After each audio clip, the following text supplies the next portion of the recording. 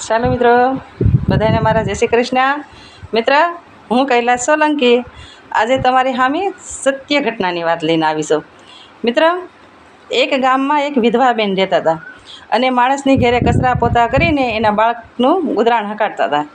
એક દિવસ હંજાનું ટાણું હતું અને બકાલાવાળો બકાલું લઈને આવ્યો. એની પાસે બકાલું લેવા ગયા એટલે એને બકાલું તો લીધું, પણ એક બકાલાનું જબલું વધારે આવી ગયું. ઘેરે આવીને જોયું તો એક બકાલાનું જબલું વધારે હતું. એટલે બાઈએ તો કીધું કે બકાલાવાળા ભાઈ તો વહી ગયા છે, પણ કાંઈ વાંધો નહીં, કાલે આવે તો આપણે એને પૈસા આપી દેવું. બીજા દિવસે બકાલાવાળો આવ્યો એટલે એ બાઈ તરત જ ગઈ કે ભાઈ, કાલે સાંજે મેં તમારી સુધી બકાલું લીધું ને, એમાં એક જબલું વધારે આવી ગયું અને એ બકાલું સારું રહે એમ નહોતું. એટલે એ 50 રૂપિયાનું બકાલું હતું, આલ્યો આ 50 રૂપિયા. બેન, એ તો બરાબર છે, પણ આ જમાનામાં કોણ પૈસા આપે છે? અને એ તો બધાય રાખી લે છે. નહીં ભાઈ, મારા ઘરવાળો બહુ ઈમાનદાર હતો અને મને એને કીધું છે કે તારા બાળકને તો સાચી સિલા આપજે અને કોઈનો ખોટો રૂપિયો તું લેતી નહીં. જે હોય એ આપણા ઘરમાં હક મહેનતનું ખાવાનું, કોઈને માથે ખોટું કરવાનું નહીં. એટલે ભાઈ, મારા બાળકની વાત આવી એટલે મારેથી 1 રૂપિયો ખોટું કરાય નહીં. આલ્યો તમારા 50 રૂપિયા.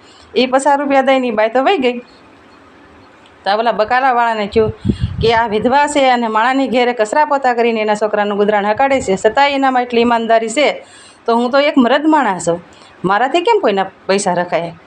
એ જે બકાલું લે છે એ દલાલ પાસે ગયો. એ દલાલના 500 રૂપિયા આના બકાલામાં વધારે આવી ગયા હતા.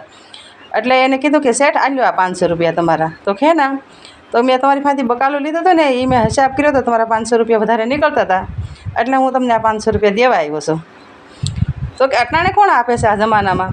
આ 500 રૂપિયા તો રાખી લેવાય. તો કે નહીં શેઠ, કોઈને પૈસા રખાય નહીં, આપણે કોઈકના પૈસા ખોટા કરીને તો આપણા બાળકને આડા આવે. મિત્ર, ઓલા શેઠ કે એટલે મેં આ પૈસા તમે આલ્યો એમ કરીને એ તો નીકળી ગયો.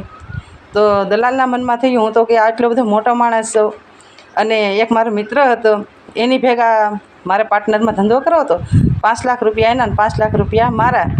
હજી ધંધો ચાલુ ન થાય એ પહેલાં મારો મિત્ર તો ગેરહાજરી થઈ ગયો છે અને મેં એના 5 લાખ રૂપિયા રાખ્યા છે. જો 500 રૂપિયા કોઈ ખોટું ન કરતું હોય તો મારાથી 5 લાખ રૂપિયા કેમ ખોટા કરે? જો 500 રૂપિયામાં માણા બીતા હોય કે મારા જણાને આડું આવશે તો 5 લાખ રૂપિયાની કેટલું મારી નુકસાન આવશે? મારે ઈમાનદારીથી આ પૈસા એના ઘરે સુધી પોગાડી દેવા પડે. શેઠ ગોતતો આવ્યો કે ભાઈ, ફલાણા ભાઈનું ઘર ક્યાં છે?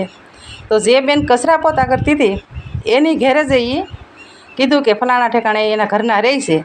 ત્યાં જઈને કીધું કે બેન, તમારો જે ઘરવાળો હતો એ હું ને બે હારે પાર્ટનરમાં ધંધો કરવાની તૈયારી કરી હતી, એને મને 5 લાખ રૂપિયા દીધા હતા અને જે ધંધો ચાલુ ન થયો એ પહેલાં એ ગેરહાજરી છે, એટલે હું આ તમને પૈસા દેવા આવ્યો.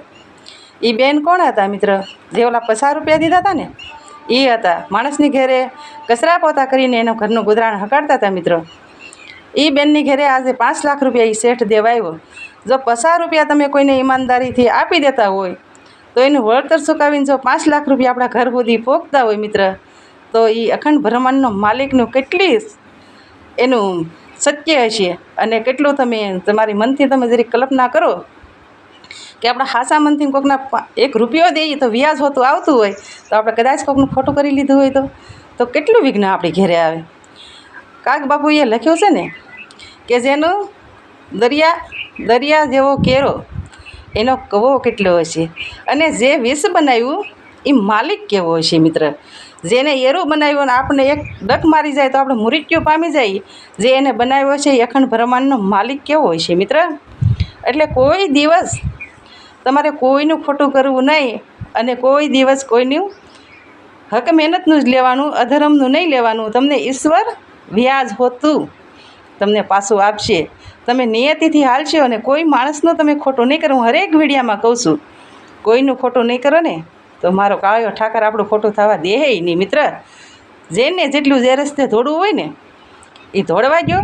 આપણે સત્યને મારે ઘાલો, ભલે એકલા છીએ પણ અડીખમ સત્ય હંમેશા એકલું જ હોય. મિત્ર, એની યારે ફોજ ન હોય. એટલે સત્યથી જીવવાનું.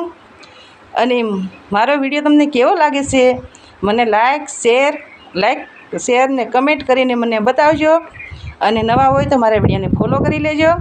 અને યુટ્યુબમાં મારું મોમાઈ કૃપા ચેનલ છે, એમાં જઈને તમે સબસ્ક્રાઈબ કરી લેજો. મિત્ર, ચાલો બધાને મારા જય શ્રી કૃષ્ણ, રાધે રાધે.